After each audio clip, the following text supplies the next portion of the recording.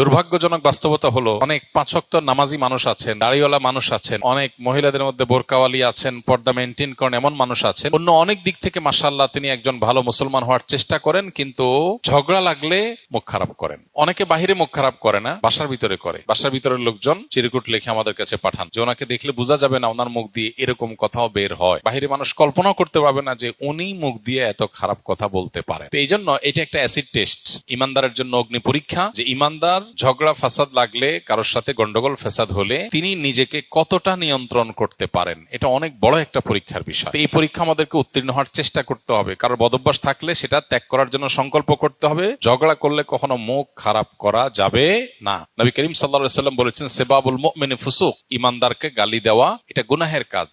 ইমানদার কখনো গালিবাজ হতে পারে না। নবীজি সাল্লাল্লাহু আলাইহি ওয়াসাল্লাম আরো বলেছেন, লাইসাল মুমিনু বিল্লাআনি ওয়ালা বিত্তাআন ওয়ালাল ফাহিশ ওয়ালাল বাযী, ইমানদার কখনো কথায় কথায় অভিশাপ দিবে, আল্লাহর গজব ঠাড়া বদদোয়া দিবে, এরকম চরিত্রের হতে পারে না। এবং গালমন্দকারী, মানুষকে কথায় কথায় বাজে কথা বলা, এটা ইমানদারের স্বভাব হতে পারে না। অশ্লীল কথা বলা, নিচু কথা বলা, ছোট লোকের মতো উক্তি করা, এটা ইমানদারের সাজে না।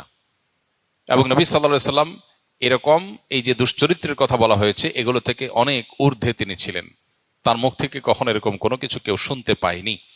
অতএব কারোর যদি বদভ্যাস থাকে তিনি আত্মসংযমী হতে হবে, আত্মশাসন করতে হবে, নিজেকে শাসন করে এই বদভ্যাসটা ছাড়তে হবে।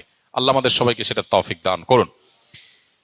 এটা হলো ঝগড়ার সময় লক্ষণীয়, গালমন্দ না করা, অশ্লীল কিছু না করা, গালমন্দ, ঝগড়াতে গালমন্দ এবং বাজে কথা এগুলো না করা।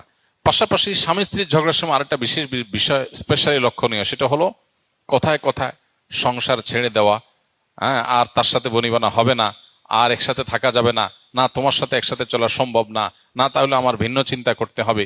এই কথাগুলো কমন ছোট লোকই ঘরে ঘরে আজকাল শোনা যায়।